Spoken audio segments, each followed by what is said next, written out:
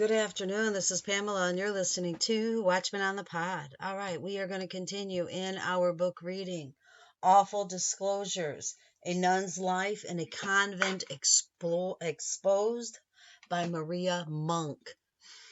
We are in chapter 17, Disappearance of Nuns, St. Pierre, Gags, by temporary confinement in a cell, the cholera season. Hold on, let me do something real quick here. All right. The cholera season, how to avoid it, occupations in the convent during the pestilence, manufacture of wax candles, election riots, alarm among the nuns, preparations for defense, penances. I am unable to say how many nuns disappeared while I was in the convent. There were several. One was a young lady called St. Pierre, I think, but am uncertain of her name. There were two nuns by this name. I had known her as a novice with me. She had been a novice about 2 years and a half before I became one. She was rather large, without being tall, and had rather dark hair and eyes. She disappeared unaccountably, and nothing was said of her except that I heard in whispers from a few of the nuns, as we found moments when we could speak unobserved. Some told me they thought that she must have left the convent, and I might have supposed so, had I not some time afterward found some of her things lying about, which she would, in such case, doubtless have taken with her.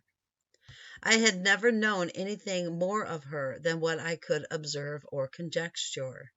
I had always, however, the idea that her parents or friends were wealthy, for she sometimes received clothes and other things that were very rich. Another nun named St. Paul died suddenly, but, as in other cases, we knew so little, or rather were so entirely ignorant of the cause and circumstances, that we could only conjecture, and being forbidden to speak freely upon that or any other subject, thought little about it. I have mentioned that a number of the veiled nuns thus mysteriously disappeared during my residence among them. I cannot perhaps recall them all, but I am confident there were as many as 5, and I think more. All that we knew in such cases was that one of our number, who appeared, as usual, when last observed, was nowhere to be seen, and never seen again. Mad Jane Ray, on several occasions, would indulge in her bold and, as we thought, dangerous remarks. She had intimated, no, I think that should be insinuated, that some of those who had been for some time in the convent were by some means removed to make room for new ones, and it was generally the fact that the disappearance of one and the introduction of another into our community were nearly at the same time. I have repeatedly heard Jane Ray say that one of her significant looks, when you appear, somebody else disappears. It is unpleasant enough to distress or torture oneself, but there is something worse in being tormented by others, especially when they resort to force and show a pleasure in compelling you, and leave you no hope to escape or opportunity to resist. I had seen the gags repeatedly in use, and sometimes applied with a roughness which seemed rather inhuman, but it is one thing to see and another thing to feel. They were ready to recommend a resort to compulsory measures, and ever ready to run for the gags. These were kept in one of the community rooms in a drawer between 2 closets, and there a stock, about 50 of them, were always kept in deposit. Sometimes a number of nuns would prove refractory at a time, and I have seen battles commence in which several appeared on both sides. The disobedient were, however, soon overpowered, and to prevent their screams being heard beyond the walls, gagging commenced immediately. I have seen half a dozen lying gagged and bound at once. I have been subjected to the same state of involuntary silence more than once, For sometimes I became excited to a state of desperation by the measures used against me, and then conducted myself in a manner perhaps not less violent than some others. My hands have been tied behind me, and a gag put into my mouth, sometimes with such force and rudeness as to separate my lips and cause the blood to flow freely. Treatment of this kind is apt to teach submission, and many times I have acquiesced under orders received or wishes expressed with a fear of a recurrence to some severe measures. One day I had incurred the anger of the superior in a greater degree than usual, and it was ordered that I should be taken to one of the cells. I was taken by some of the nuns, bound and gagged, carried down the stairs into the cellar, and laid upon the floor.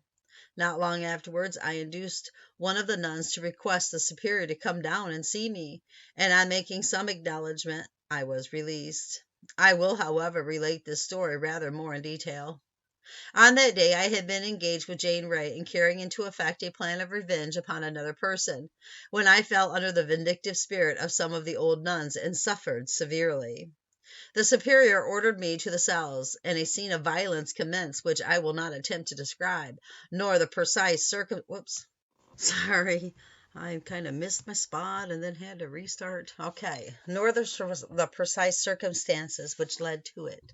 Suffice it to say that after I had exhausted all my strength by resisting as long as I could against several nuns, I had my hands drawn behind my back, and a leather band passed first around my thumbs, then around my hands, and then around my waist, and fastened. This was drawn so tight that it could cut through the flesh of my thumbs, making wounds and scars of which still remain.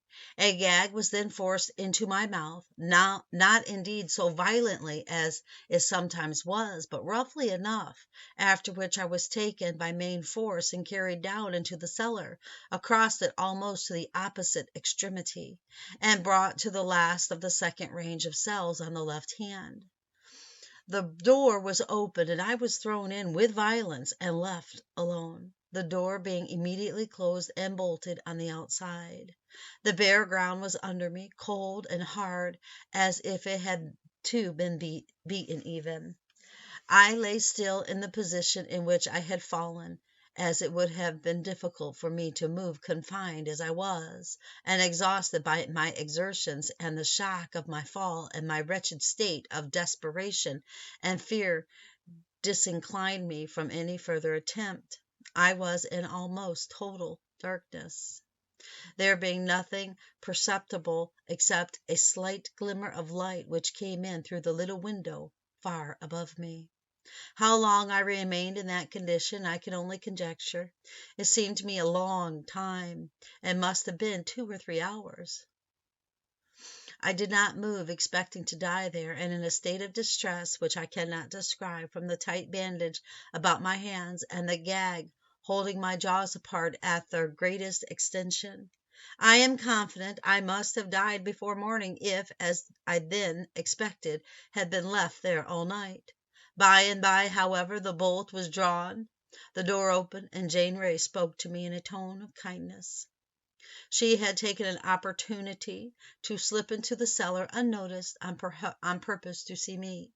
She unbound the gag, took it out of my mouth, and told me she would do anything to get me out of the dungeon. If she had had the bringing of me down, she would not have thrust me in so brutally, and she would be resented on those who had. She offered to throw herself upon her knees before the superior and beg her forgiveness. To this I would not consent, but told her to ask the superior to come to me, as I wished to speak to her. This I had no idea she would condescend to do. But Jane had not been gone long before the superior came and asked if I repented in the sight of God for what I had done. I replied in the affirmative, and after a lecture of some length on the pain I had given the Virgin Mary by my conduct, she asked whether I was willing to ask pardon of all the nuns for the offense I had caused them by my behavior. To this I made no objection, and I was then released from my prison, and my bonds went up to the community room, and kneeling before all the sisters in succession, begged the forgiveness and prayers of each. Among the remarks which I still bear of the wounds, not remarks, I'm sorry, among the marks which I still bear of the wounds I received from penances and violence are the scars left by the belt with which I repeatedly tortured myself for the mortification of my spirit. These are most distinct on my side, for although the band, which was 4 or 5 inches in breadth and extended around the waist, was stuck full of sharp iron points in all parts, it was sometimes crowded most against my side by resting in my chair, and when the wounds were usually deeper there than anywhere else, my thumbs were several times cut severely by the tight drawing of the band used to confine my arms, and scars are still visible upon them. The rough gagging which I several times endured wounded my lips very much, for it was common in that operation to thrust the gag hard against the teeth and catch one or both the lips, which were sometimes cruelly cut. The object was to stop the screams made by the offender as soon as possible, and some of the old nuns delighted in tormenting us. A gag was once forced into my mouth which had a large splinter upon it, and this cut through my under lip in front, leaving to this day a scar about half an inch long. The same lip was several times wounded as well as the others, but one day worse than ever, when a narrow piece was cut off from the left side of it, by being pinched between the gag and the under foreteeth, and this was left an inequality in it which is still very observable. I'm sorry, I got tongue-tied there. One of the most shocking stories I heard of events that occurred in the nunnery before my acquaintance with it was the following, which was told me by Jane Ray. What is uncommon, I can fix the date when I heard it. It was on New Year's Day, 1834. The ceremonies customary in the early part of that day had been performed. After Mass in the morning, the Superior had shaken hands with all the nuns and given us her blessing, for she was said to have received power from heaven to do so once a year, and then on the first day of the year. Besides this, cakes, raisins, etc., are distributed to the nuns on that day. While in the community room, I had taken a seat just within the cupboard door, where I often found a partial shelter from observation with Jane, when a conversation incidentally began between us. Our practice often was to take places there beside one of the old nuns, awaiting the time when she would go away for a little while, and leave us partially screened from the observation of others. On that occasion Jane and I were left for a time alone, when, after some discourse on suicide, she remarked that 3 nuns once killed themselves in the convent. This happened, she said, not long after her reception, and I knew, therefore, that it was several years before I had become a novice. 3 young ladies, she informed me, took the veil together, or very near the same time, I am not certain which. I know they have 4 robes in the convent, to be worn during the ceremony of taking the veil, but I never have seen more than one of them used at a time. 2 of the nuns were sisters, and the other their cousin. They had received but a few days when information was given one morning that they had been found dead in their beds amid a profusion of blood. Jane Ray said she saw their corpses, and that they appeared to have killed themselves by opening veins in their arms with a knife they had obtained, and all had bled to death together. What was extraordinary, Jane Ray added, that she had heard no noise, and she believed nobody had suspected that anything was wrong during the night. Saint Hippolyte however, had stated that she had found them in the morning, after the other nuns had gone to prayer, lying lifeless in their beds. For some reason or other, their death was not made public, but their bodies, instead of being exhibited in full dress in the chapel, and afterwards interred with solemnity beneath it, were taken unceremoniously into the cellar and thrown into the hole I have so often mentioned. There were a few instances, and only a few, in which we knew anything that was happening in the world, and even then our knowledge did not extend out of the city. I can recall but 3 occasions of this kind. 2 of them were when the cholera prevailed in Montreal, and the other was the election riots. The appearance of cholera in both seasons of its ravages gave us abundance of occupation. Indeed, we were more borne down by hard labor at those times than ever before or afterwards during my stay. The Pope had given early notice that the burning of wax candles would afford protection from the disease, because so long as any person continued to burn one, the Virgin Mary would intercede for him. No sooner, therefore, had the alarming disease made its appearance in Montreal than a long wax candle was lighted in the convent for each of the inmates, so that all parts of it in use were artificially illuminated day and night. Thus a great many candles were constantly burning, which were to be replaced by those manufactured by the nuns. But this time was a trifle. The Pope's message having been promulgated in the Grey Nunnery and to the Catholics at large through the pulpit, an extraordinary demand was created for wax candles, to supply which we were principally dependent upon.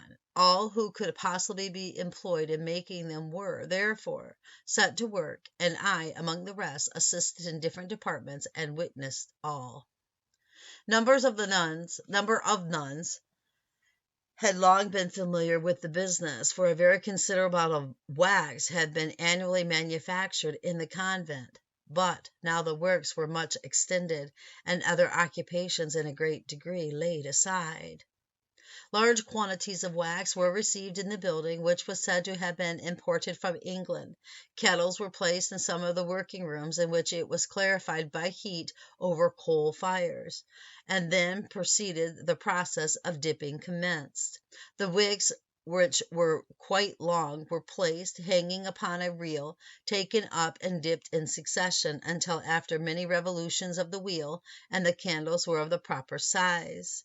They were then taken to a part of the room where tables were prepared for rolling them smoothly.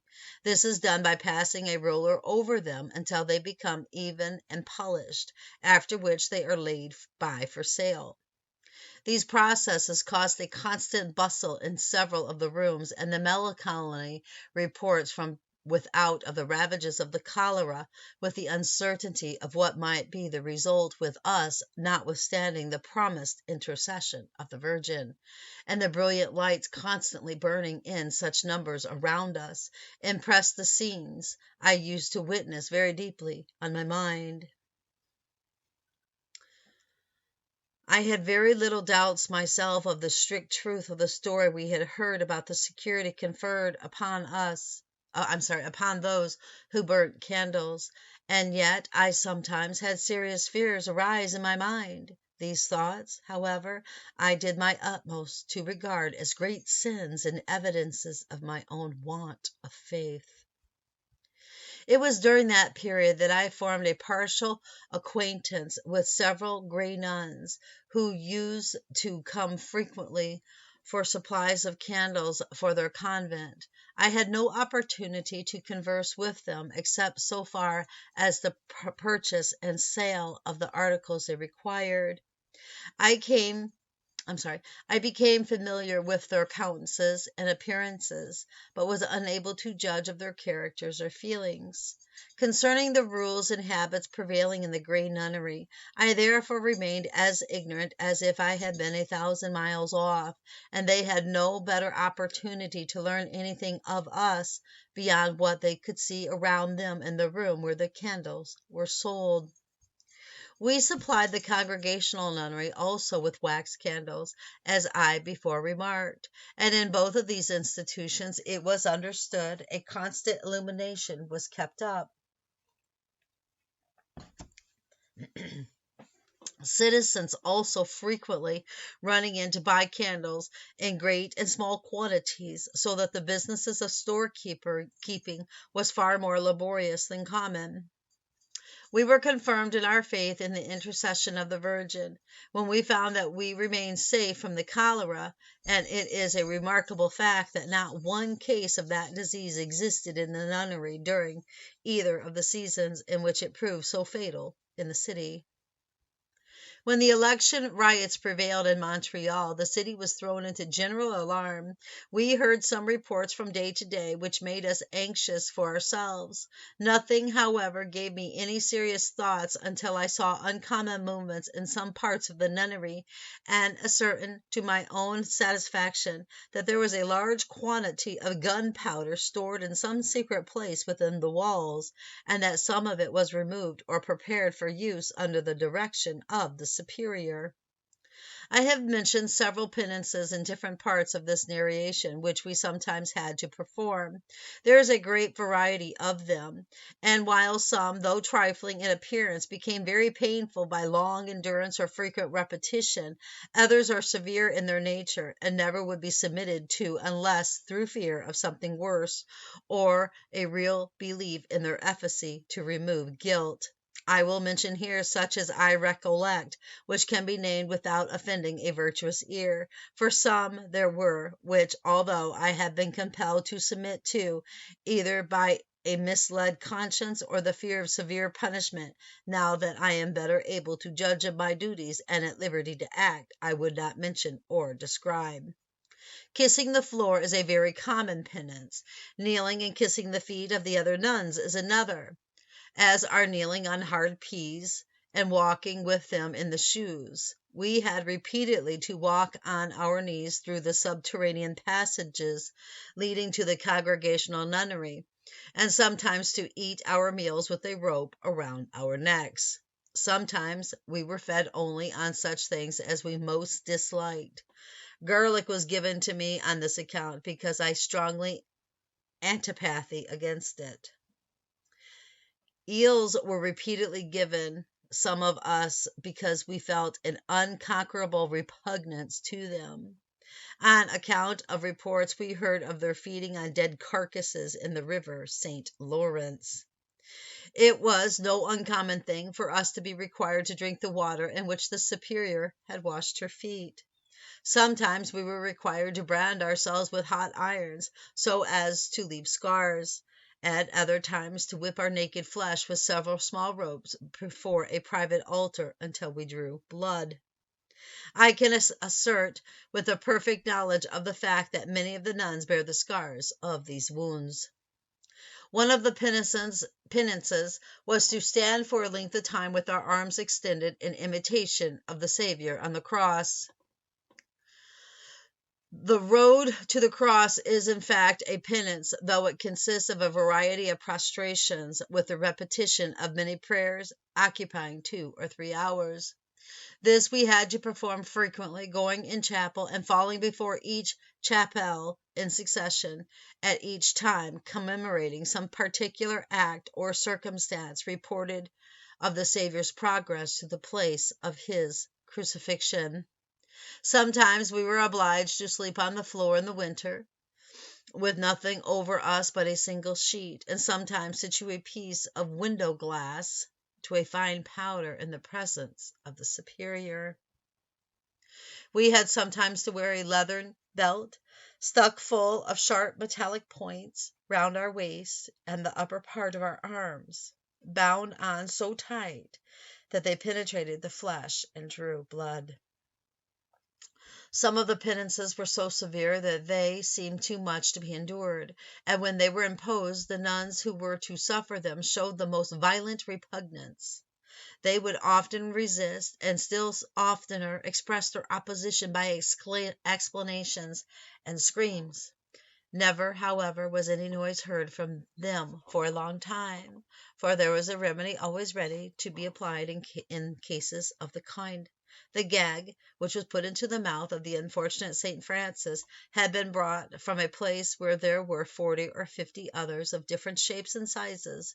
These I have seen in their depository, which is a drawer between 2 closets in one of the community rooms.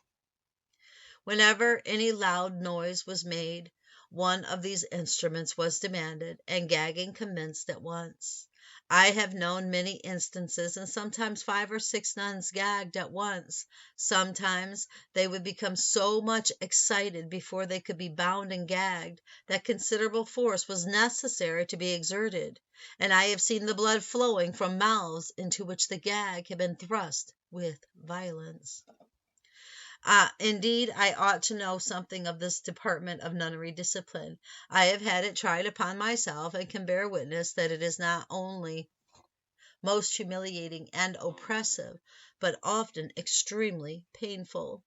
The mouth is kept forced open, and the straining of the jaws at their utmost stretch from a considerable time is very distressing.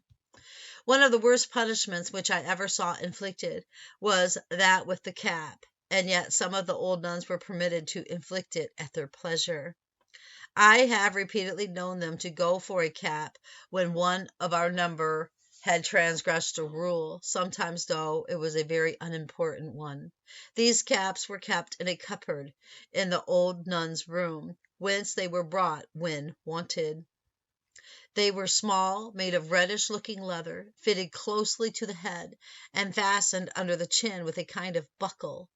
It was the common practice to tie the nun's hands behind and gag her before the cap was put on, to prevent noise and resistance. I never saw it worn by any one for a moment without throwing them into severe suffering.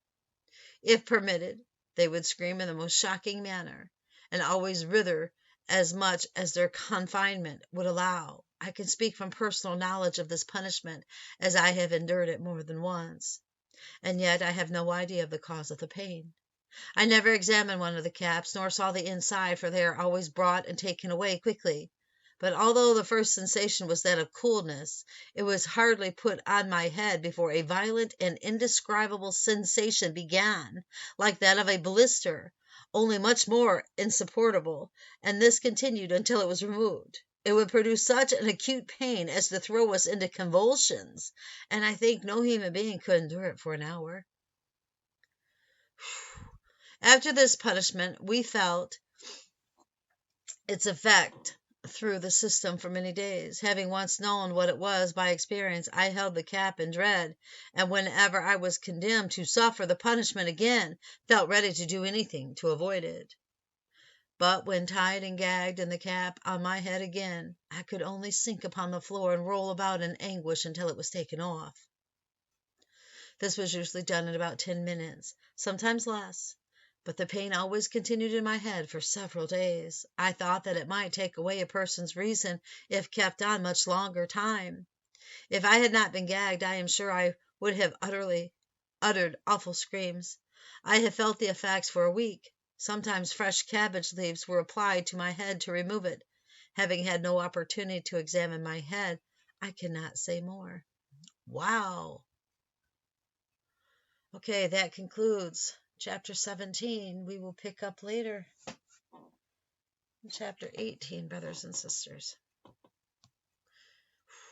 Keep your eyes on Jesus, always, and your nose in the book, which is the Word of God. And embed the Word of God upon the tablets of our hearts, so you and I will not sin against God or be deceived.